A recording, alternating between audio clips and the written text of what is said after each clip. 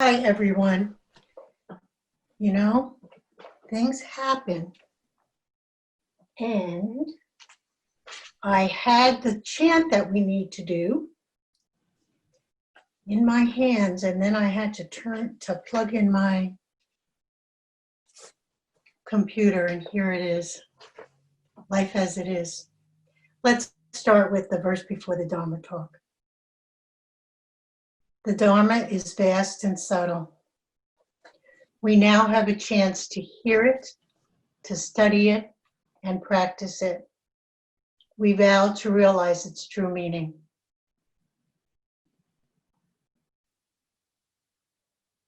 We didn't hear the bell, Flint. I don't know. Oh, I did ring it. There we go. Thank you. Thank you. I'm going to say a few words as head student. It's been a very rich day, and then I'll turn it over to Flint. You know, none of us knew how this was going to work out because we're in the virtual cloud, and the cloud sangha is, I love it when Suzanne says that. And I was pleasantly surprised today about the sense of connection that I felt with everyone. When I was sitting and when I was talking, I felt, Flint talks about this, that there was a light that was not a spotlight, but a floodlight.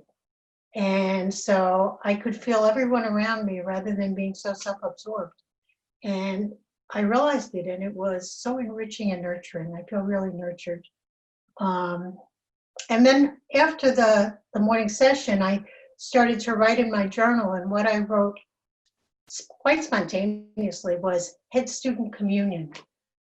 And I'm from a Catholic background, so that's where that comes from. But it felt to me like I really had been breaking bread with all of you and sharing nurturance. And so it's delightful, actually. It's quite a surprise.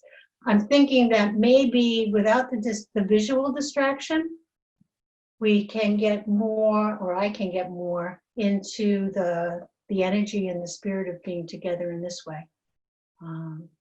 The other thing that I wanted to tell you is about literally 2 blocks away from my house, there's a small labyrinth, but it's on a very busy corner.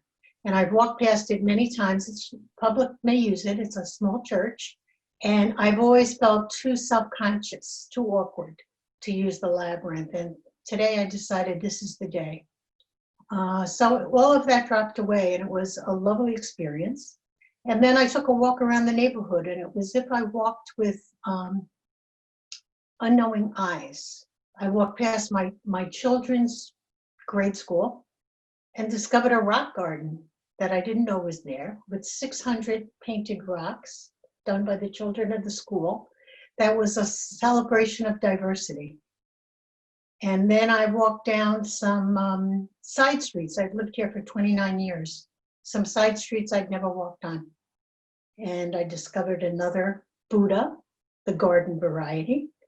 And it was very delightful. There was a very profound sense of seeing with new eyes and with unknowing eyes. And so I want to thank everyone for that nurturance. And I think that's about it. I'll pass it over to Flint now. Thank you. Thank you for your teachings, Kathy. Oh, you're very welcome.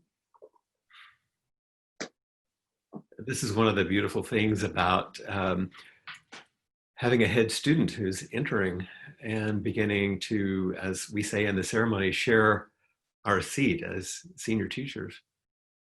And so I invited Kathy to offer her words first off as we begin our period of inquiry today. I'm going to make a few more comments just about the retreat itself, since we're in an integrated intensive. You're living at home as if the whole world is in an integrated intensive at the moment, really. We're all at home practicing as best we can. Rather than in Madison, we'd be headed to Holy Wisdom Monastery and living out the beautiful rhythms that we have in that place, which we've done for so many years, and hopefully will return again. Um, Today, since we've sat with the teachings from the last few days, with our theme, Welcome Everything, Push Away Nothing, we thought it would be good to have a longer period of time for the kind of question and answer that we engage in inquiry, which is a deeper dive into your questions, into the things that you might want to unburden yourself with, or things that you need to share in order to facilitate that kind of unburdening.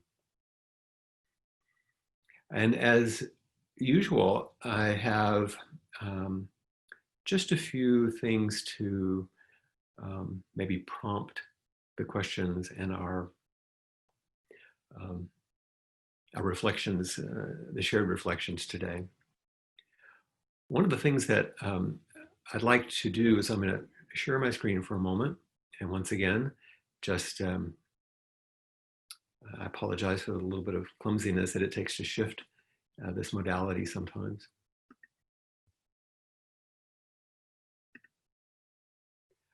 I want to remind you of a couple of other verses or chants that we typically would use for a period of inquiry. We often don't use the chant that we just did before the Dharma talk, and there's one that we do after. We're doing them each day because each day is a Dharma event. But what we would often do before inquiry at Appamada and other places is begin our time together with the verse of the Robe. And I'm reminding you of that not simply for to remind you of form, which is useful, but also because it sets the stage for what I'd like to speak about. Most of you, if not all of you, are quite familiar with this particular verse that we chant after morning zazen, and is a reflection of the way the monks would generally chant before they go to the Buddha hall for service when they're putting on their robes. In our version, our translation is the one you're seeing on the screen. Vast is the robe of liberation, a formless field of benefaction. Wearing the universal teaching, I realize the one true nature, thus harmonizing all being. And we chant these 3 times.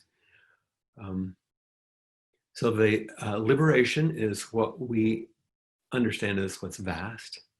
This is what we rest in. It's expressed in the natural world, in our relationships, and our own creative imagination, and the expression of arts. And this formless field of benefaction, the goodness in which we rest, the beauty of the world, takes any form. It's not outside of form. When it says a formless field, it's not relegated to any particular form. It's the upwelling of every single thing that holds us and sustains us and takes us back at the end of our life. And when we can wear these teachings, have them rest deeply in our bodies, not just think about them, not just philosophy or theology, but really take them deeply into our lives, like you're doing in this integrated time, then you begin to realize the one true nature, the interdependence of all things. And that is a harmonizing perspective, which welcomes everything and pushes away nothing, our theme.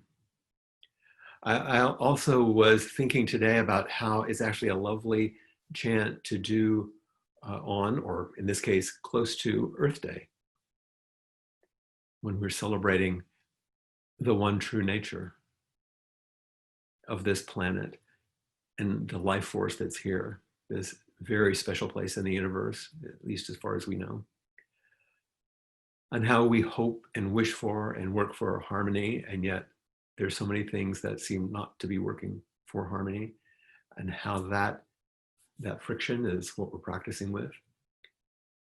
So we take the teachings in more deeply, rest in the field of goodness, celebrate what's good and right, and in that way put on this particular robe of practice. At the end of our inquiry, we tend to do the 4 practice principles, which is the verse below. Caught in the self-centered dream, only suffering. Holding to self-centered thoughts, exactly the dream. That's the cycle of suffering. Being caught in our dreams, which are just focused here instead of open to the universal nature, which we just chanted. And we cling to that, usually out of our fear and attempt to protect ourselves. We continue the practice of suffering. But each moment offers us an opportunity. Life just as it is, even a pandemic, even being at home, even the struggles, to what's the teaching that's available to us. We get a choice. Is this something that we push away because it's not what we hoped for? Or is it something we choose because it's what's being given? And then with that choice, not necessarily a pleasure or something we would wish for, but it's something to use because that's what we have. And resting in the moment, then, we face what's here without turning away. And that's the compassion's way. So I just wanted to remind you of these beautiful chants if you're unfamiliar with them. They're beautiful things to memorize, and saying them over and over often, they do begin to move deeply in our body and help offer us something deep. I would like to, as I often do, share a poem with you to begin our inquiry time. And this is a poem by Hafiz, All the Hemispheres. It's once again a good one for Earth Day, or close to Earth Day. And I've broken it into two slides here so we can take our time to look at it together. Once again, I know it's a little awkward to hear my reading and you're seeing, but it's a way we can follow with each other when we have so many people dispersed. Leave the familiar for a while. Let your senses and bodies stretch out like a welcome season onto the meadows and shores and hills. Open up the roof. Make a new watermark on your excitement and love. Like a blooming night flower, bestow your vital fragrance of happiness and giving upon our intimate assembly.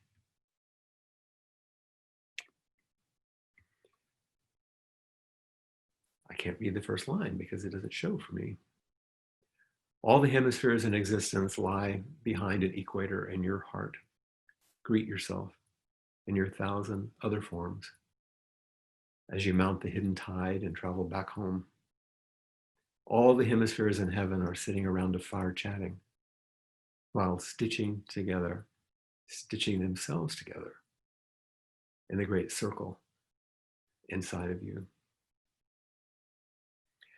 So I want to go back just for a moment.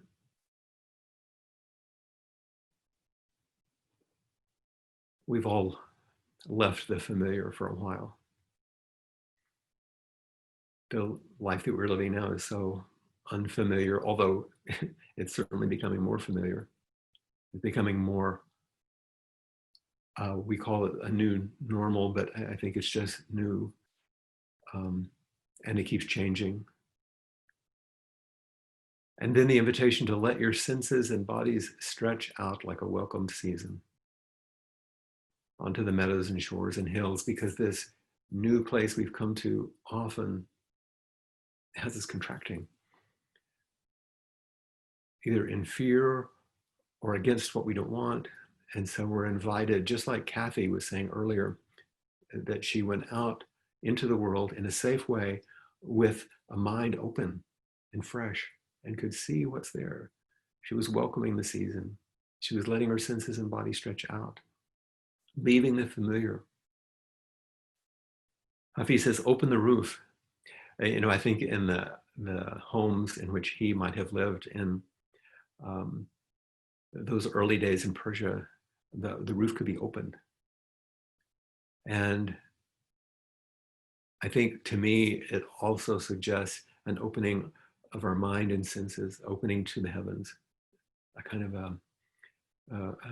opening a window or something so there's refreshment, and so we could look further up. Make a new watermark on your excitement and love. What's the level? Where does it reach? Could you be that full of love and joy, even in this situation? as you welcome everything and push away nothing. Like a blooming night flower, bestow your vital fragrance of happiness and giving upon our intimate assembly. This brings us right home, doesn't it? Right outside of my window, I have a night blooming jasmine. And it's an interesting little bush because the flowers are tiny and green. There's no big blossom. But in the right time of year, when the windows are open, like the roof that he's suggesting, a fragrance comes in that is so intoxicating, so beautiful. It bestows its vital fragrance. And can we be that sense of fragrance in the world, of goodness, of joy and giving upon the entire assembly? And in this case, our intimate assembly of our group. The controls cover that first line. I'm not sure what it says. I would have to hold on one second. Change rooms in your mind for a day. Change rooms in your mind for a day. I love that. Walk into another room if the one you're in is not so nice. Have the flexibility and willingness to make those changes. All the hemispheres in existence lie beside an equator in your heart. Everything comes together at the equator. The hemispheres come together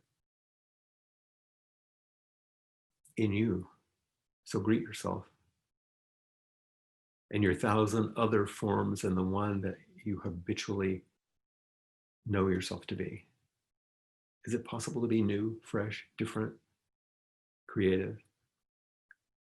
As you mount the hidden tide and travel back home. I love that image, mount the hidden tide. Sometimes we don't know, we don't see. This is why we sit and why we practice and why we help each other. To feel the swell of the tide and to let it take us. And where does it take us? Home, to our true self. All the hemispheres in heaven are sitting around a fire chatting while stitching themselves together into the great circle inside of you. And here we sit in the great circle, stitching ourselves together through our practice, through our questions, through inquiry today. As I was reading this poem and preparing a few comments, I thought about this opening of the roof and about the heavens and the way things can be stitched together, the way in which not knowing what's going to happen and it seeming sometimes like a problem turns into something beautiful. And I remembered a beautiful teaching and a very interesting photograph by my dear friend and neighbor, DeWitt Jones. I've mentioned him before, and I hope that you will see his work sometimes in person, maybe here in Hawaii, but also online. Take a look at Celebrating What's Right. Here's a caption to a photograph, which I'll show you. This is what he wrote. He said, pushing edges. So the image, he's talking about photography, but he's not just talking about photography. Pushing edges, shooting the night sky with my iPhone 11 Pro in the pitch black. Night mode for the stars, but I couldn't get rid of the noise. If you've ever photographed with low light, you know what that's like. The fact that there was an image at all boggled me. The noise was so intense. It seemed though like a nice texture overlay, so I just went with it. And then he says a little more about technology, but is it enough? I'm off for more. Pushing edges is what we're doing. You meet your practice edge, sometimes in the darkest night, not knowing where to turn or what to do. And we utilize our hearts, our minds, our bodies, our own ears and eyes in relationships. That we might call night mode. How do we see in the dark? And often we can't get rid of the noise that wakes us up at 2 a.m. with a terror or a dread. The noises that tell us bad things during the day. But these become practice edges. They're like signposts, trailheads that tell us where to go. The fact that we can make an image feel our aliveness in the dark sometimes is quite amazing, because the noise can be very intense. But we can turn it as a practice opportunity instead of a problem to solve. You remember the question yesterday? Am I going to try to solve my life or find a way to live my life with everyone else? And maybe sometimes it's enough. You can be off for more.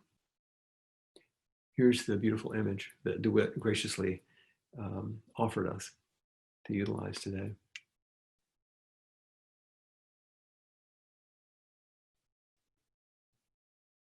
Just resting in that. Something beautiful, something inspiring, something creative, something surprising came out of what looked like a problem, even an impossibility. And that's the question that we come to inquiry with. That's what we start with. Something maybe seeming impossible, not understood, and yet the texture of what comes sometimes can be quite beautiful. So we thank DeWitt for this, and thank you for your attention for these prompts, and we'll spend some time meeting what you're bringing in all the hemispheres. We stitch ourselves together as we open the roof, stretch out, and see where we're able to go together. I will switch back here.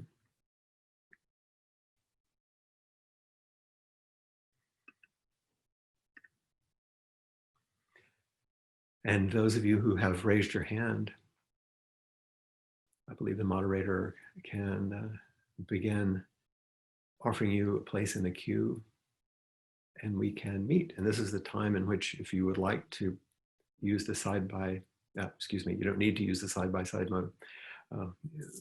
It'll sort itself out as the moderator puts people in line.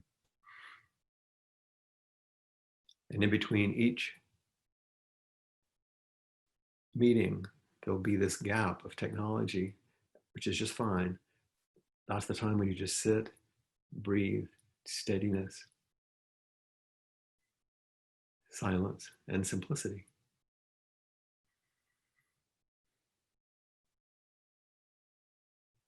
Hello, Monica.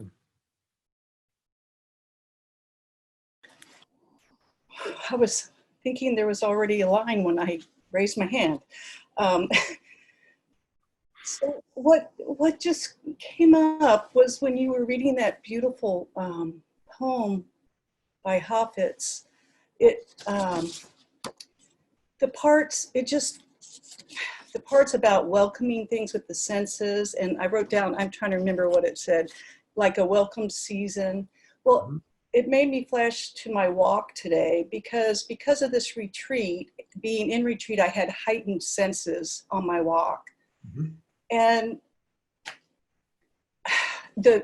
my question is, how, especially in these times, how can I help myself be open more often? For instance, on my walk, actually hearing the leaves rustling, seeing the blue sky stark against the white clouds, which I used to do, but I realized during this pandemic, I'm more worried about things that are unwelcome.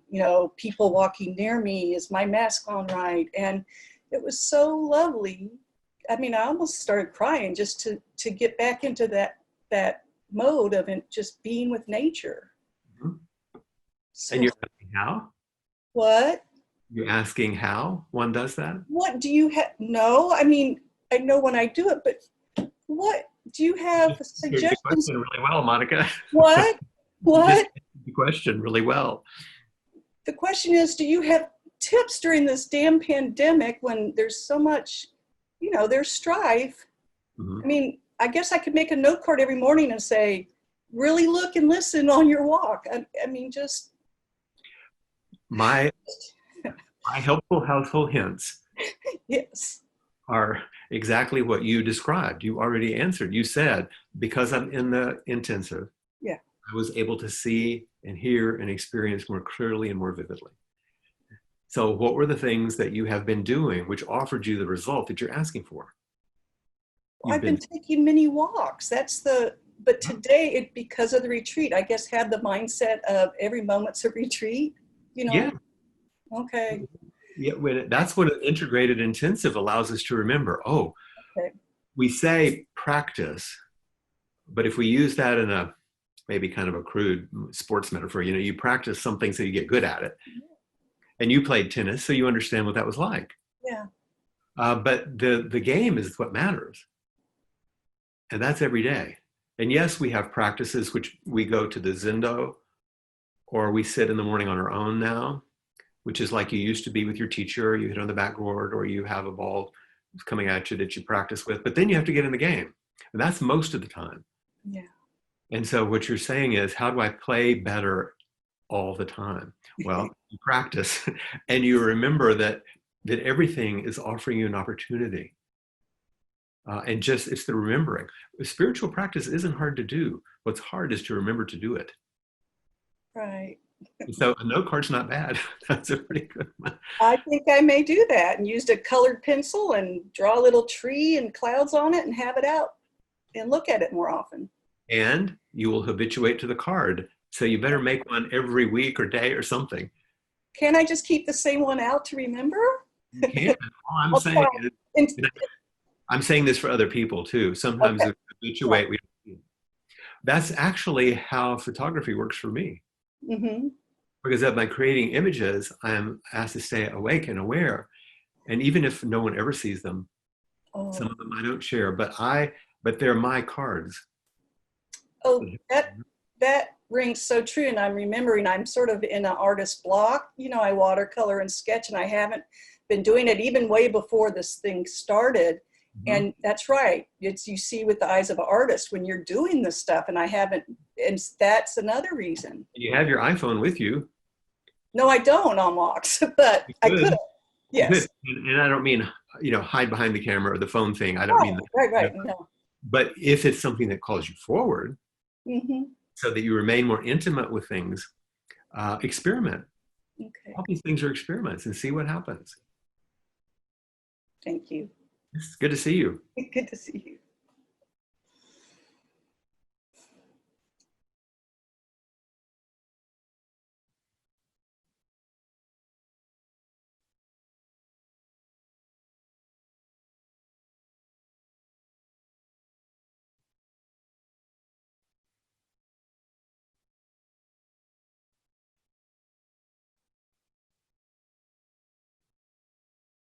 Hello. You're still muted. Hi, it's so nice to see you. It's great to see you. It's so interesting. I got a text early this morning from Emily and Ryan in Minneapolis. Are they are they here? Are they, because we're in a group together and They must be, but it's just interesting. And here another Sangha member from there shows up. I think there's a lot of us actually. Good. I hope so. I hope so. Yeah. So I'm nervous because I'm thinking there's like hundreds of people here. So I just have to say that. It's only me, Ruth. Okay. I don't So speak to other people either. It's just you and me. okay. So this is a funny thing. In the midst of the pandemic, about 3 weeks ago, something I think incredibly beautiful happened. Oh. And what happened was I live in the 23rd floor of a high rise in downtown St. Paul with a view of the entire city. Oh. And I was at a synagogue service, and in that service, they have a song where you go to your door and you open the door and you step outside and you welcome in the Sabbath, the bride, the Sabbath bride. And I have this rabbi who's this wonderful singer. So I took my computer, I went out on the deck, not thinking anything. And she's belting it and I'm belting it. And I'm like singing my heart out on the 23rd floor. And before I knew it, 2 floors up, these people started to applaud. Oh. and my building is very silent. Mhm. There's some COVID in my building, people with COVID. And it's like dead. I mean, nobody is engaged. You don't see anybody. But we have these decks. Mhm. And so I said to these people, do you want to sing? And they went, yeah, we'll sing. And I said, well, I'll put some signs downstairs and we can have like a chorus, you know? And so, Balcony chorus. right, a chorus.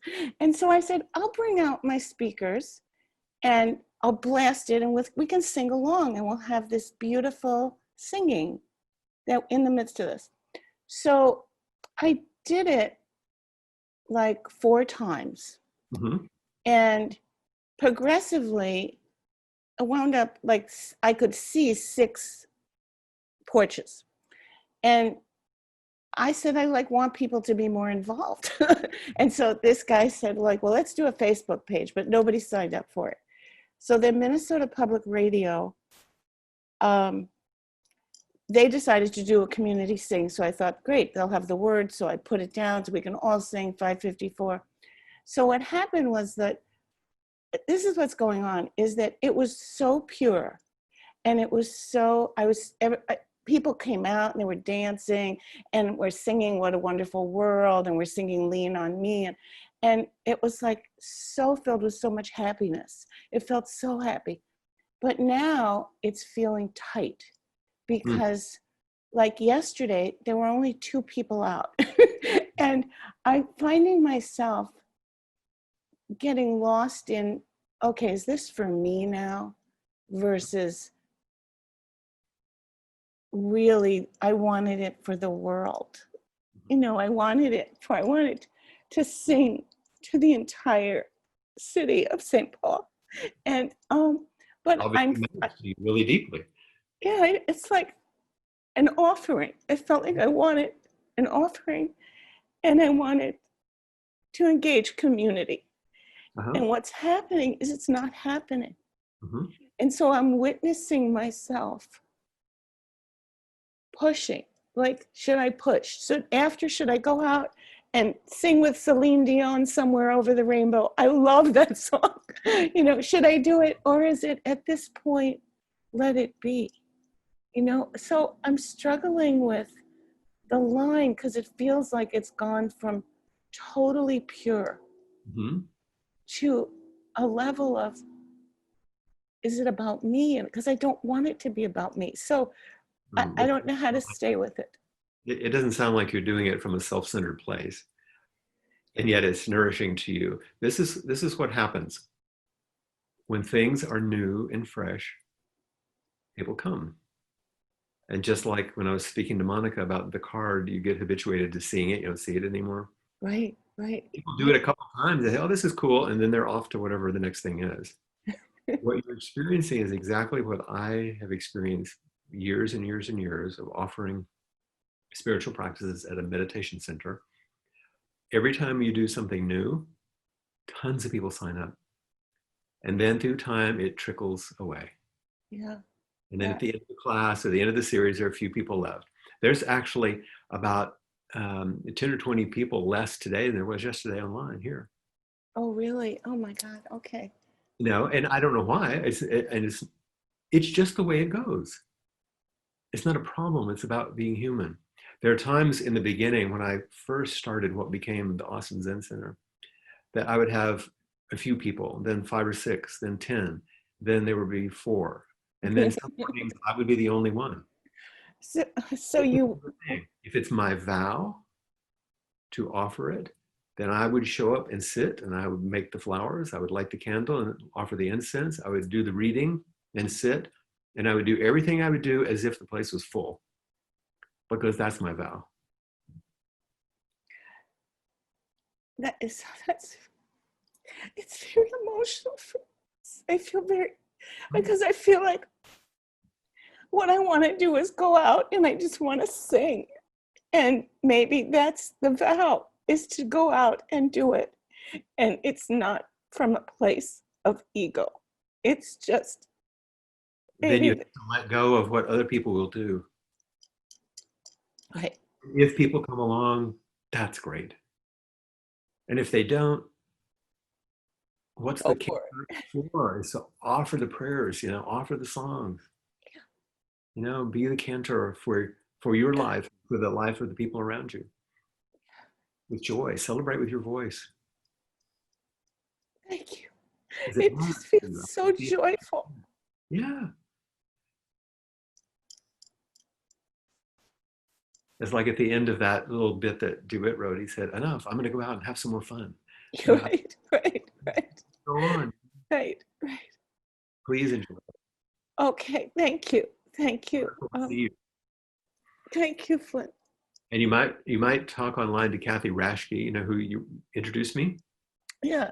She's enjoying singing these days. Do you have Is something? And she's from New York too, isn't she? Originally Jersey, I think. I can hear it. Okay. Thank you, Flint. Thank you Take so care. much. Yeah. Okay. Mm.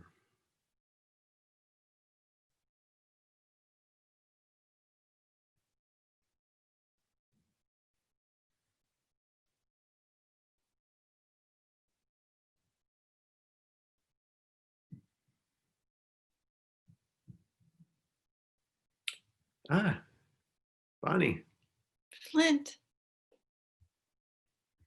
so good to see you. so good to see you. Instead of just an email or a message here and there. Yeah. Well, I'm very touched by Ruth's sharing Mhm. because my daughter and my nephew live in St. Paul. Ah, And I think how lovely to have her singing and holding that space. she's singing for them. Exactly. Yeah. So something just popped up in the chat. So The little man behind the curtain. I know, but it's orange, Flint. It matches your bird of paradise. No, that's true. I'm going to turn you up a little bit. Okay. Okay. Yeah. Good. So yesterday, I wanted to ask you about a phrase I'm hearing you use that's unfamiliar. Ah. And that's yours saying shared life. Mm-hmm. And what do you hear? Well, I wanted you to answer that. Isn't that what we live? Isn't this life shared? Mm-hmm. I'm emphasizing it for several reasons, most of which are unconscious. If I'm conscious, because during this pandemic, like any great difficulty or struggle that sometimes we meet as a culture, we're reminded how much we depend on each other. Mm-hmm. So we're seeing this shared life of how we're attempting to provide enough medical care, enough food, enough protection. We're also feeling the shared life in that if we don't agree to follow certain precautions, we hurt people. We could kill people. I mean, I hate to be so blunt about it, but if we don't care enough to be protective, we are adding to, so there's a shared life and death. There's a shared balance beam that we're on together. It's just another way of talking about interdependence and Mm-hmm. but shared life sounds closer, more intimate. Yeah. And here in my small neighborhood, it actually I'm experiencing the shared life with nature. Mhm. I've seen more birds of prey close than I ever have. I was pretty up close and personal with a peregrine eating its lunch. It was eating lunch, not me. Yeah. I saw a pair of osprey. Mm. We had 10 great white egrets at the creek, which normally don't stop here, but they stopped. And People are not out so much that they feel more at ease, or so the speculation that's rumbling about is that there's less noise, mm-hmm. there's less pollution, there's less everything that's disruptive to the environment. Less us. Yep. So there's more of them. And it's also probably true that I'm walking more frequently, but it's more than that. Yeah. That's interesting. Almost every single person has spoken about walking, about stepping out into the world, and somewhat like a walking meditation, because you're not in a crowd, you're not usually trying to get somewhere. Right. So it's actually walking in the space of contemplation. Yeah. And the space that's opened by the humans, the natural world, we're in their world. They can come back and re-inhabit their world. Yeah. Rather than being elbowed out. I'm sure you've read all the things that they're describing about what's happening in the national parks since they've been closed.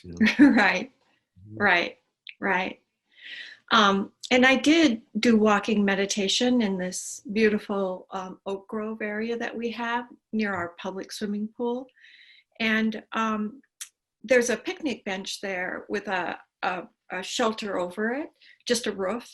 And as I was walking up, I saw a homeless man who I see frequently in the neighborhood walking up and unloading his bags onto the table.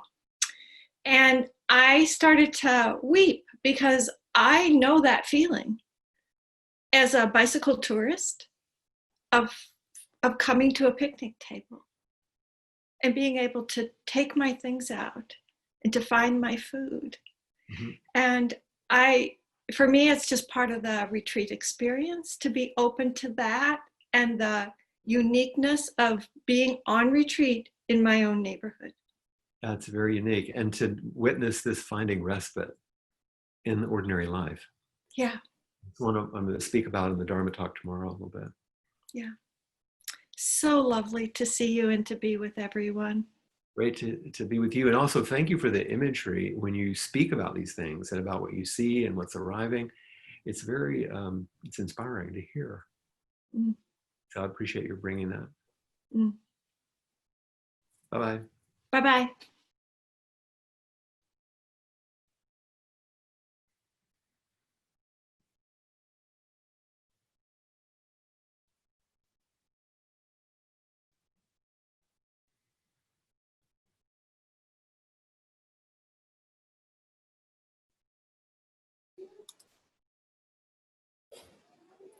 Daniela. Hi, Flint.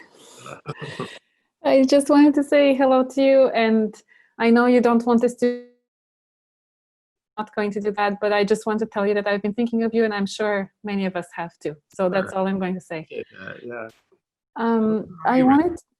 Excuse me. Where are you now? At home. Where? Here in Madison. Madison? Okay, I just wasn't sure. Yeah. Yes, the kids are next door, but behaving, which is good. I wanted to do.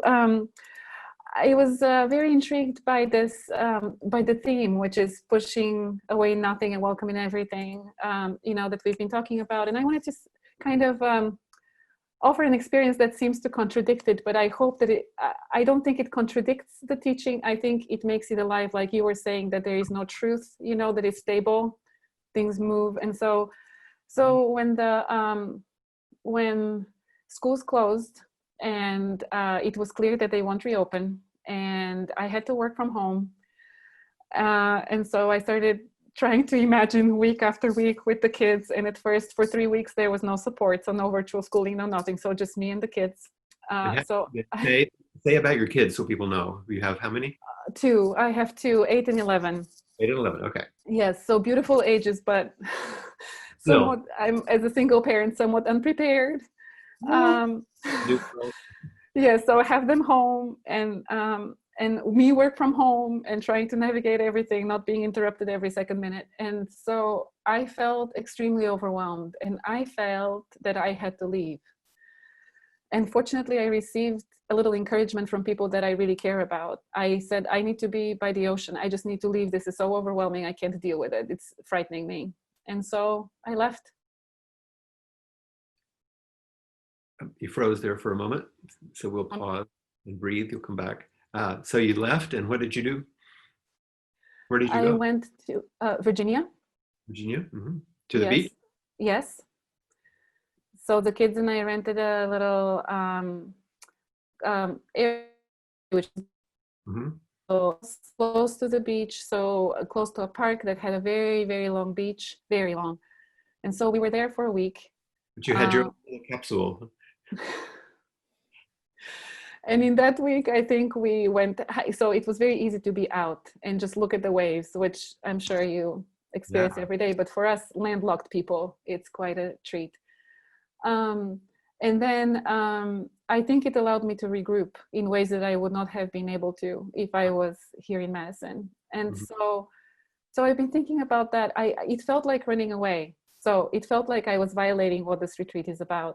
And at the same time, I think I really needed it, and I was grateful for the encouragement that I received to do it. Sure, absolutely. And then the mayor of the town said we needed to leave after a week because they had no resources for any to take care of if visitors got sick. Yeah. And so we left after a week. Yeah. And we came back, and then things felt manageable here. And Mhm. so I just wonder what you think about that, if it is consistent with the teaching, or if, because like I said, I do think I fled, but I needed to flee. Completely consistent. And so is And that, there a predictive exception from the rule of well, no, let's everything? throw out the rule for a second and look at the fruit.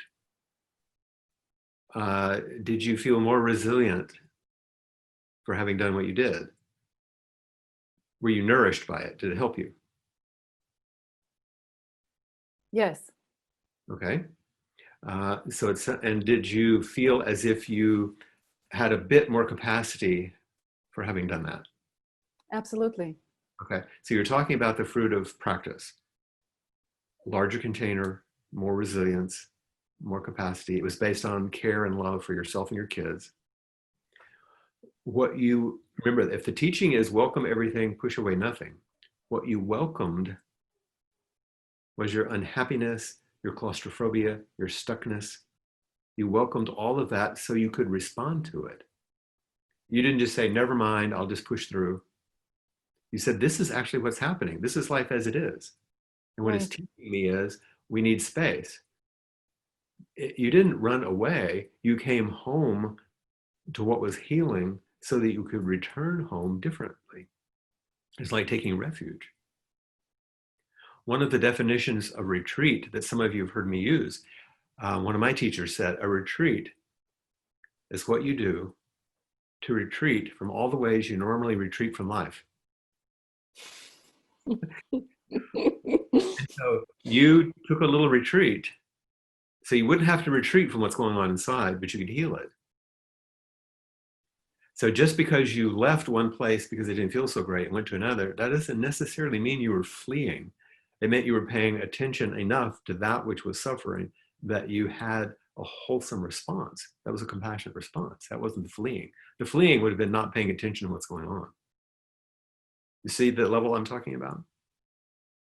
Yes. Yes, I do. I do. Yes, I do. In some way, I think it helps me think about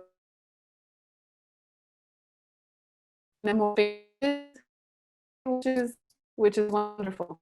I think it expands my view of what it means to welcome everything, and I am Good. glad that what I did is not in conflict And that's, with what I am supposed to do.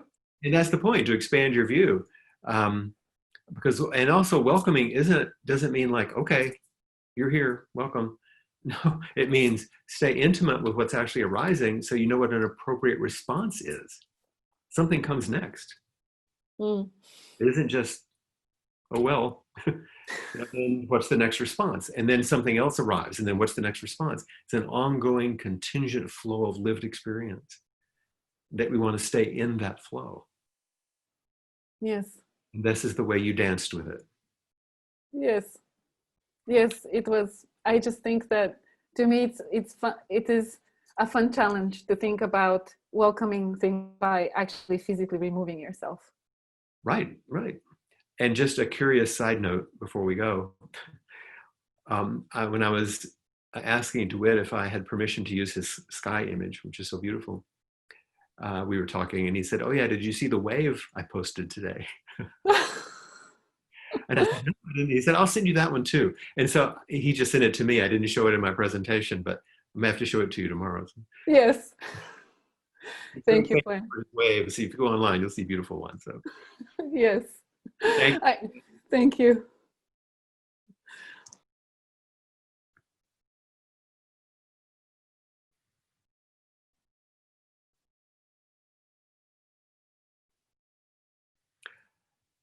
while Erin is coming on here, I want to say a few things, and she can come right on in. That's just fine. One of the things that I want to make sure people understand. Hi, Erin. Hi. Is when you raise your hand, I'm not just talking to you, of course, but when people raise their hand and they come forward, you're actually making an offering. It may feel like something you're going to receive. So there's some interaction, some focus on your practice, but you're making an offering because those people who are watching and listening can receive something usually from what goes on. That's probably your experience, isn't it, Erin? You get something by listening. Mm-hmm. And we all get to practice the paramita of patience, because there's a kind of a patient container that of upwelling of vitality and energy, the other paramita, virya, and patience. And it's a generous kind of thing to offer yourself. So we're actually practicing the paramitas as we do this and take our time for this. So I just wanted to make that comment in the midst of things here. I want to say nice to Daniela and her contagious smile. Thank you for that. You got waves behind you. Oh, yes. There you go. I want to thank you and Open Door for the theme of welcome everything and push away nothing. And especially yesterday when you talked about how coming to a situation, how helping, I got the essence, but I'm not able to articulate. You mean how helping can be one way of fleeing?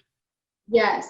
And so having these fresh in my mind, about 2 hours ago, I get a call to get out to the barn because my daughter's horse isn't doing well unexpectedly. And my husband and daughter were already out there, and I'm driving and I'm just trying to like welcome everything. And in that I was more aware of what thoughts were arising. Mm-hmm. But when I got to the barn and Monty was in the pasture on the side and Ava was there, and it was so unexpected. I mean, he's an older horse, but it was unexpected. And there were some stable hands there, and I just was trying not to help, like fix things. And I was struck by how I was aware of people talking about stuff that seemed really like they were just trying to talk. But I was aware of like, it was agitation.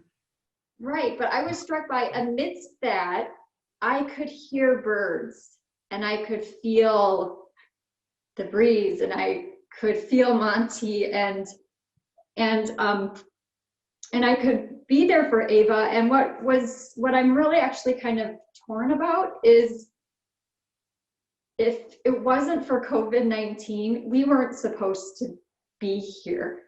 And so when we got Monty, I knew we'd be signing up for a loss because we committed to having him until his last days.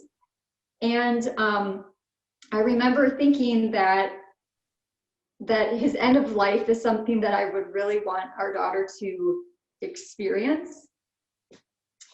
And so I'm also now a little torn that she experienced that, but does that mean I don't like that this pandemic exists, yet in this very moment, there's this icky feeling that I got to be present for something and that I wanted for our daughter in the cycle of life, but that's because that was made possible because of this pandemic. That's how everything is. one thing after another.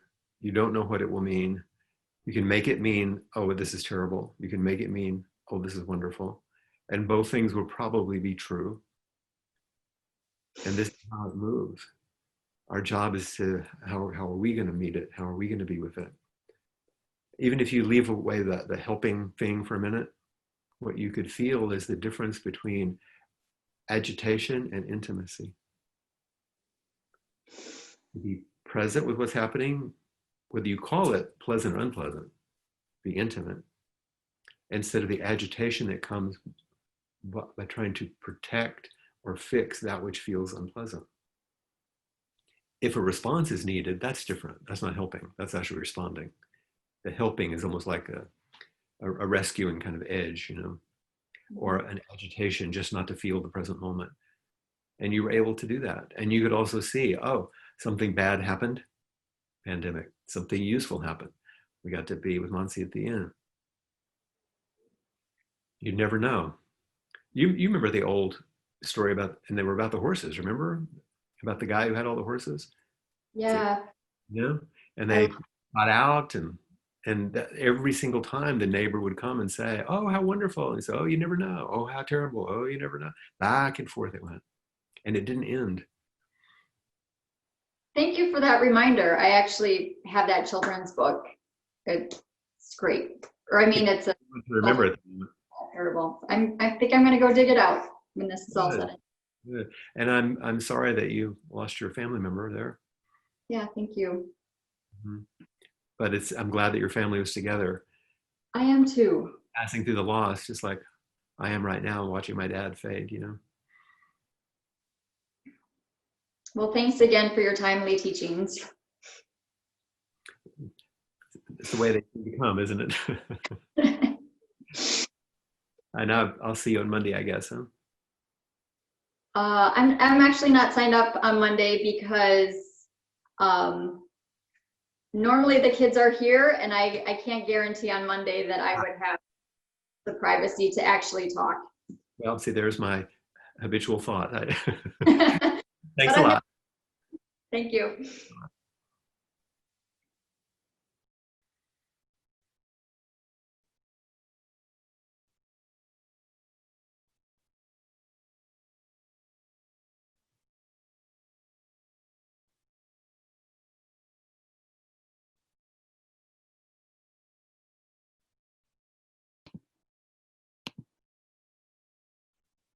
Hello. Hi. Let's see. My I'm trying name is Edie. to get there. You are. It's good to see you both. Hi. Yeah. And where are you? We're in Austin. No, so that's what I thought. Yep. I like to locate folks for everybody else too. Yeah. So I'm the one with the question. Okay. So it's about the theme of welcome everything, push away nothing. I think I've been practicing with this for some time. I think Daniel really inspired me to practice with this. But I feel very scared quite often to welcome things that feel scary, I guess. Oh, you too, huh? So, and I don't quite trust that welcoming them is the right thing to do. And I think that's why I have to do it so often. Mm-hmm. And I guess I'm just curious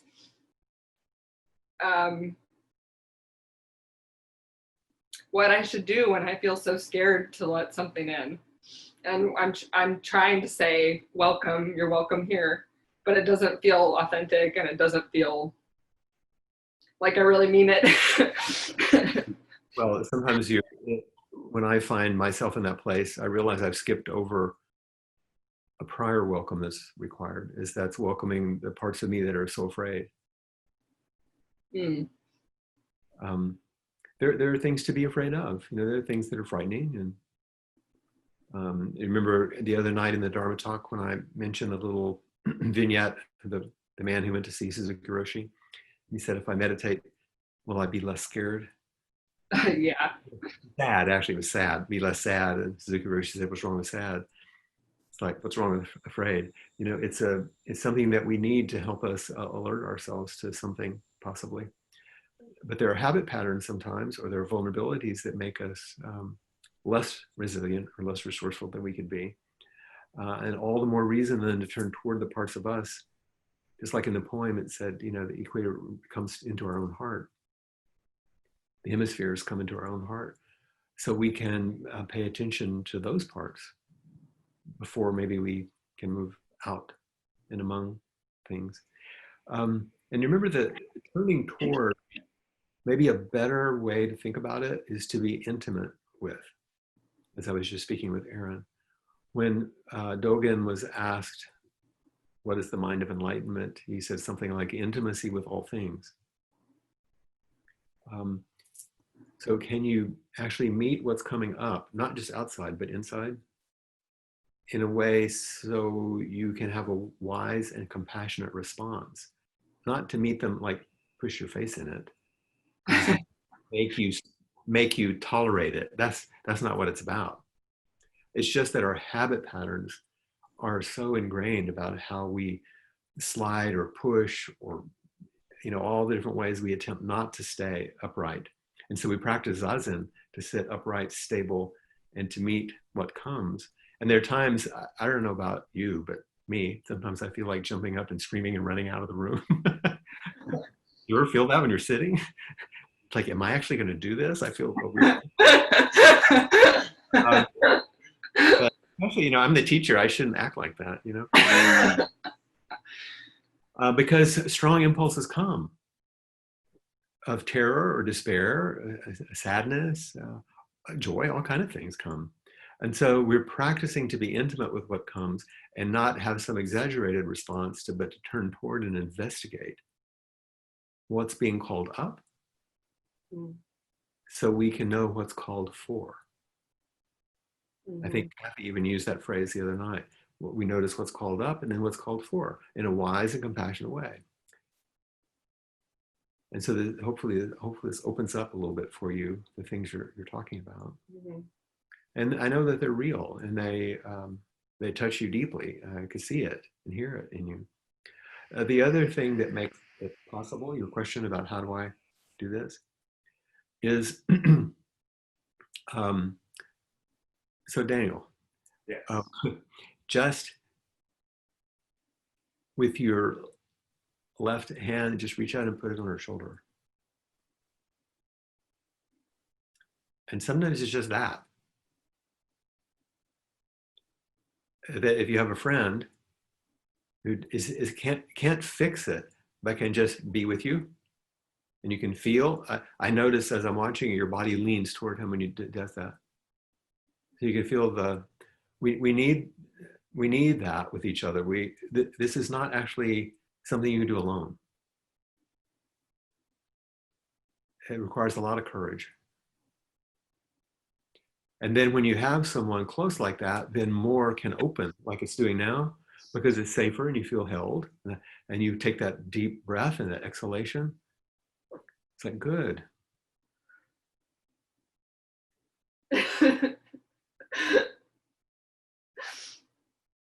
He's a good guy, huh? Yeah. And I can see, I really love your haircut, by the way. You. Okay. It's the same. I know. Yours too. But you know, I'm old. You have this beautiful face, so it's really nice to see. Anything else? Does that respond to what your question was? Thank you very much. Thank You're you. welcome. And by the way, when we do this, you know, we're enacting what you just, it's like, oh, it's the coming together that we bow to, isn't it? It's the intimacy with ourselves, with others. And oh yeah, just touch gently and hold upright. Thank you. Thank you. Mhm.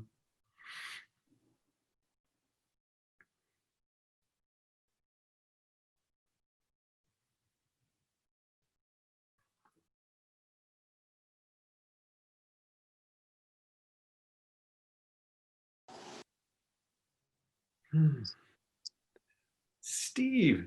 Hello, Flint. Hello. How are you? Excuse me. Oh, it's so good to see you. Oh, it's great to see you, and it's been so wonderful being to participate. You know, I was really looking forward to, just like everyone was. Yeah, so many people from so many places too. It's great to offer this. Yeah. Are you in Coming? Davenport? Yes, in Davenport, Iowa, for those who don't know. Yeah. When you began the retreat, you talked about, you know, the fact that we can't touch some people, and that we can only look at them. And you know, I work in a hospital, and lately everyone is covered up. Mhm. There's masks on 100% of the time. Their hair's covered up. They've got gowns on. I'm a supervisor, so I go all over, and what I'm finding out is how powerful it is to look someone in the eye, Absolutely. and you can tell where they're at. Mhm. And And we might not have done it as much when we had more casual ways to connect. exactly. But when that's I mean, the portal, that's the entry point to really look. Oh my gosh, Steve, I'm it's so so glad. powerful. Yeah. Yeah, it's so powerful. Mhm. And you know, it's tough times, Mhm. and I feel like I can be more present if I look at them with, you know, eyes of compassion. There's a verse from the Lotus Sutra that I have on a shirt that I got at Green Gulch, but That was on my first Rakusu, which that's what Blanche wrote on the back of my Rakusu. oh, awesome. The eye of compassion watches over sentient beings. The sea of blessings is beyond measure. Yeah, exactly. And that's, I'm finding that, you know. Another thing I deal with too is just, you know, the uncertainty of everything and the fear of passing this to someone. And I know we're all in that Yeah. together, but Yeah, you don't be, it's what I was terrified about when I came back from the mainland in that week in March when everything turned and I had to get back and cancel things. And I kept praying, please don't let me be the one who brings it to Molokai. exactly. But, so that's all I have. That's all. No. Just deep intimacy Uh, in your beautiful heart and mind. Thank you so much. thank you. Thanks, everybody.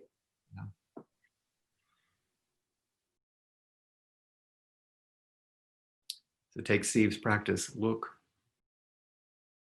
and let yourself be seen too. Are we gonna have the whole family? Yeah, right? Hey, John. Wow. Wow. How's it like to see your dad on? Yeah, it's yeah, two of the most influential men in my life Special man. doing this practice together. Yeah. And then here you are. How's it going where you are now in your new job and everything? Is it still happening? Is what's still happening? What, the job? Weren't you teaching? Oh, yeah. I am on the phone, you know, all day with 7th and 8th graders, helping them find their way and do their homework. Yeah. What's on your heart and mind today? It's a good question. You know, I never quite know when I make the move to join you in the seat. That's fine. I think, well, to start, a bow to everybody. It's so interesting practicing right now with this like invisible Sangha, you know, that I feel supporting me, and so many out there I think I've practiced with before, and I don't know who's here and who's not. And Yeah. so, I mean, bows to everybody. Mm-hmm.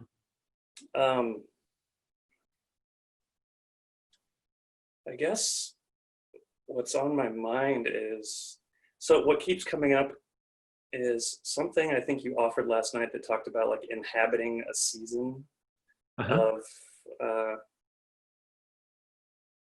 and so what I think first is just like how many seasons of practice I feel that I've weathered with you, and Yeah, absolutely. the gratitude for that over the years.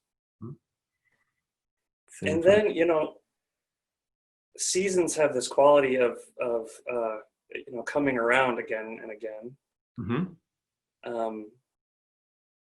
And in this season of practice that I'm in right now, I don't know what is happening. I don't know that I've had this one before.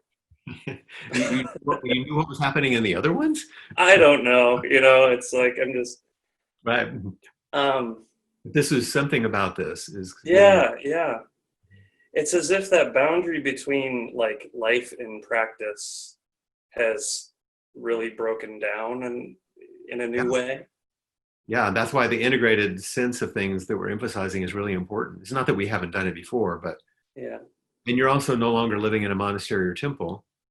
Well, that's the thing. That's the unexpected part of that loosening of the boundary is that like what used to feel like this just incredible foundation of practice is it's all up in the air now. All of it. Yes. All of it. It used to be like everything was up in the air, but I'm sitting at Appamada every morning. Everything is up in the air, but Zazen makes total sense every day. Yeah. You're at Tassajara, you're at Green Gulch, you're whatever. Yeah, and before that in Austin, and you know, and now it's just like this disorientation.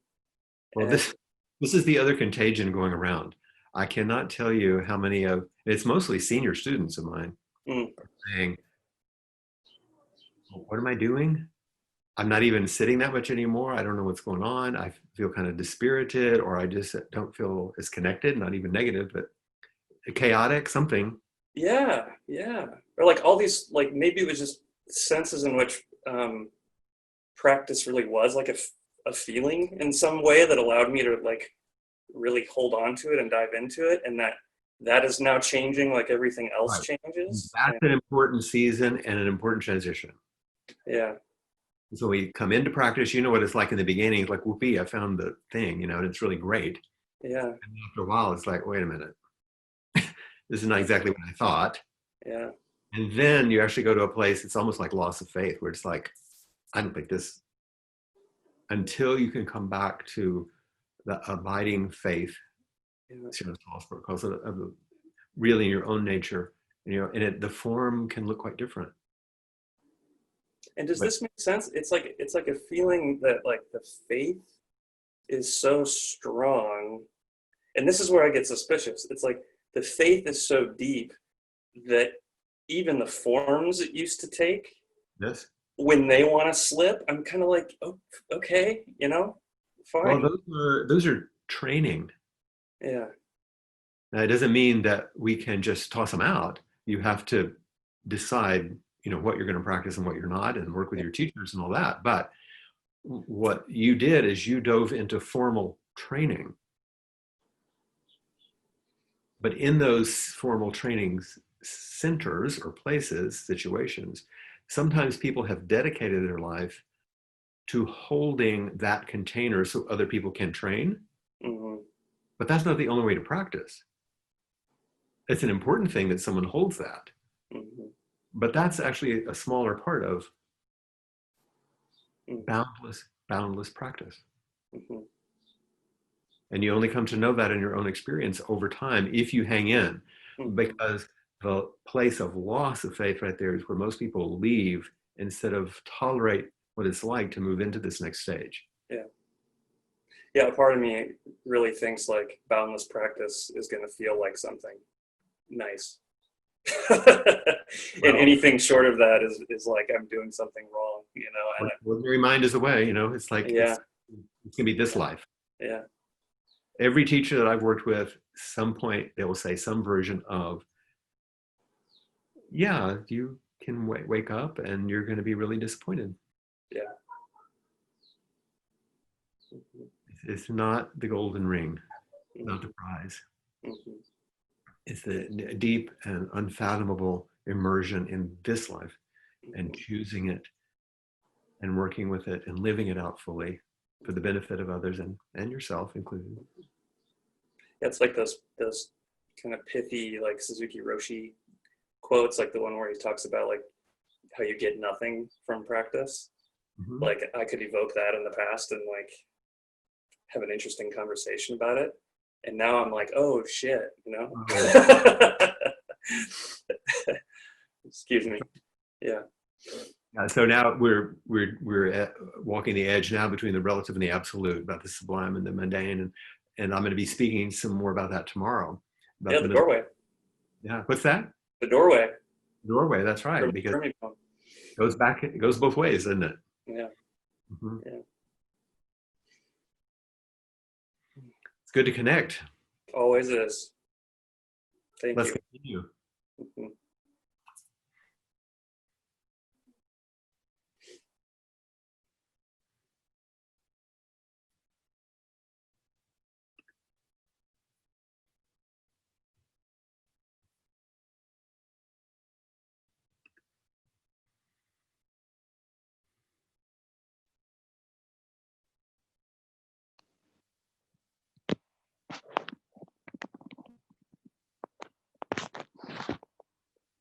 Hi, Kim.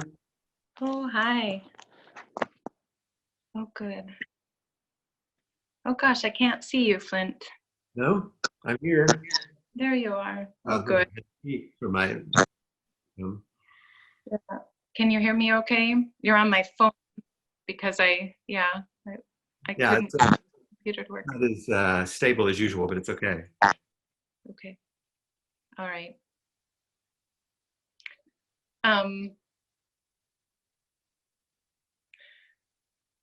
I guess the first thing I wanted to say was how moved I have been by everybody's offerings. But I think what inspired me to raise my hand was the vision of Ruth singing Mm-hmm. her balcony for all of us. Mm-hmm. Yeah, frontline worker that you are. Yeah. Mm-hmm. So You can imagine Steve, yeah. because you have to gear up every day too, don't you? Up at times. Yeah. Yeah, I've been thinking about Steve a lot, so it was a real joy to see him and know he's okay. Yeah. And this morning, I logged on at 6 a.m. to chant the ancestors, and no one was there. And it was a few minutes before, and then all of a sudden there was Bonnie, and it was just the two of us. And so we said, well, shall we do it? Okay, let's do it. And we started chanting, and really just, kind of stumbled our way through. Yeah. Right? It's new for you. Yeah. And it turned out, if you read Peg's email, she's doing it on weekdays. Right. Mm-hmm. Weekends, but we had not caught on. So we finished the chanting, and then, I got your back. Okay. Yeah, it's my phone telling me I have low power or low battery. Anyway, we finished the chanting and went to turn on our screen, and there were 5 people there. I know. You can also come. And 2 of them were in Minneapolis, so maybe they're listening to Ruth. This was your chanting. Yeah. But I've been thinking a lot about the koan that you offered, both at the public talk as well as the first evening, Thursday evening, about, is it Mugai? Mugai? Mm-hmm. And the bucket. Moon in the bucket. Mugai and the bucket.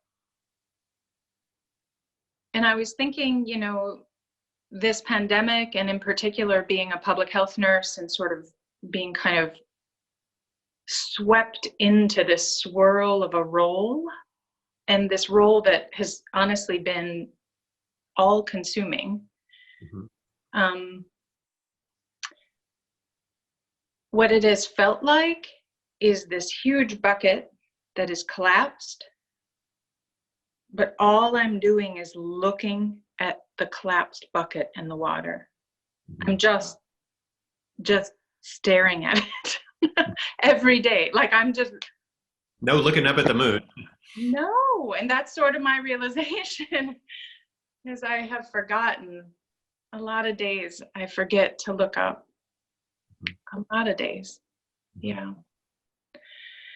But I was thinking about the smaller bucket, my little bucket, and thinking what's in it and all the work I've done to patch it over time. And I also wanted to ask, you know, the bucket collapses, but there's something holy about the bucket. There's something really, really holy about the bucket. And just wanting to honor that too.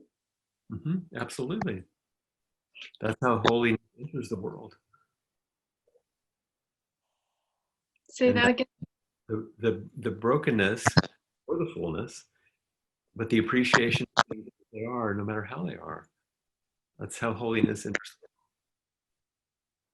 Yeah, it seems sort of like this teaching of welcome, welcome, welcome. It's been like I've been writing these thoughts about what's in my bucket. What is my bucket constructed of? What have I patched my bucket with over time? And then saying, welcome. Yeah, welcome. Now this. Now this. I think the allied prayer, that realization would be the one you've heard me tell us about Houston Smith at the end of his life, the great, you know, scholar of comparative religion. Someone asked him if there that he used at the end. Remember that? Oh yeah. You know, he said, yeah, the little boy had written it for him, a 9-year-old boy, and you know, his little, I'm doing the best I can. Dear God, I'm doing the best I can. Yeah. Exactly it. Thank you, Flint. Yes, I hope you can do it one more day, you know. Yeah, I hope we each can do it one more day. Yeah. Yeah. Thank you. Yeah. Huge blessings to you and everyone. Thank you. And maybe talk to one more person. I think we're getting close to the end of our time. If there's anyone else there, I'm not sure. Ah, yes.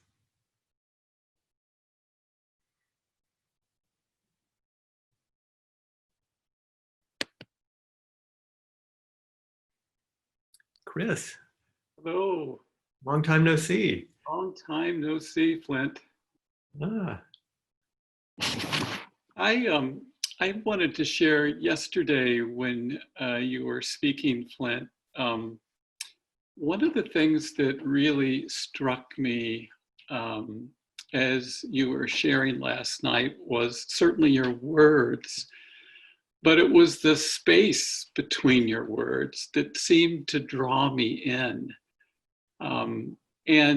And I just found myself becoming more and more intrigued and drawn in by that. And when I was exploring that, it was like what I felt was that I was experiencing this authenticity, this realness, which when I noticed that, invited me to explore that within myself and others. I mean, it just reverberated. It's kind of like what you were saying about the moon, right? The sky. And I was just noticing how that space, for whatever reason, offered this sense of presence. It reminded me of that poem that I know that you have quoted so many times from John O'Donohue, where he talks about absence is alive with hidden presence. Yeah. And that's what was speaking to me. And so today, as I sort of gone about the day after the morning, is just this being open to this space that is always there. It's like in one word, it was like when I was listening to you, I'd hear your words, and that was sort of like ordinary reality, but then there was this larger absolute relative, and there was just this, they weren't separate, but they were one. They were one. And so it was just lovely to be able to bring that into the day and interacting with people here. And so I just wanted to thank you for that. And thank you for naming it that way, because that's useful as we reflect each other. And that the invitation, of course, is to find the spaciousness in each moment, even when it's dense and contracted. The spaciousness in each relationship, even if it's not always going great. To find the space that's always there. Well, it's, and I think you said this, it is always there. Always on your side. It is always there. I think you had this other quote that kind of comes around that, where you say freedom is all around us. That's right. We rest. So it was just a really lovely way, and also a good reminder. And that's what I wanted to offer. Thank you tonight. Thank you very much. And it's good to see you. You're still in Milwaukee? Yes. Yeah, and give my best to Carl Ann. I talked with her on Friday, so. Oh yes, will. Thank you. And I think we'll see Kathy Rashke back at the end of our time here. Here we are. Here we are. Okay. So it's time to offer Barrett for the Dharma talk. May our intentions equally permeate every being in place with the true merit of Buddha's way. Beings. Bodhisattva vow. Beings are numberless. I vow to free them. Delusions are inexhaustible. I vow to end them. Dharma gates are boundless. I vow to enter them. Buddha's way is unsurpassable. I vow to embody it. Beings are numberless. We vow to free them. Delusions are inexhaustible. We vow to end them. Dharma gates are boundless. We vow to enter them. Buddha's way is unsurpassable. We vow to embody it. Beings are numberless. This vow frees them all. Delusions are inexhaustible. This vow ends them all. Dharma gates are boundless. This vow enters them all. Buddha's way is unsurpassable. This vow embodies it.